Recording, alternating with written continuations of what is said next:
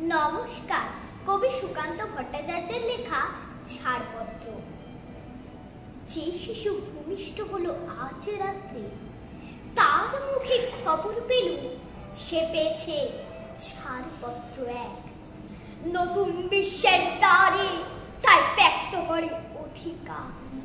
জন্মমাত্র সুতীব্র চিৎকারে খৎপদেহ নিশ্চয়, তবু তার মুষ্টিবদ্ধ হাত উত্তোলিত উদ্ভাসিত কি এক দুর্বোধ্য প্রতিজ্ঞায়। সে ভাষা বোঝে না কেউ, কেউ হাসে, কেউ করে মৃদু তিরস্কার। আমি কিন্তু মনে মনে বুঝেছি সে ভাষা। পেয়েছি নতুন চিঠি আসন্ন যুগের, পরিচয়পত্র পরিভূমিষ্ঠ শিশু অস্পষ্ট কুয়াশা ভরা চোখে।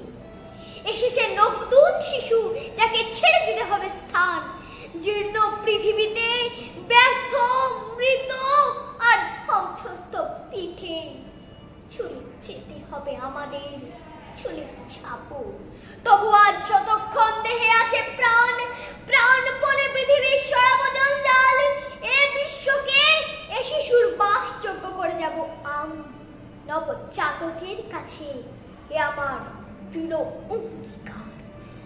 অবশেষে সব কাজ সেরে আমার দেহের রক্তে নতুন শিশুকে করে যাব আশীর্বাদ।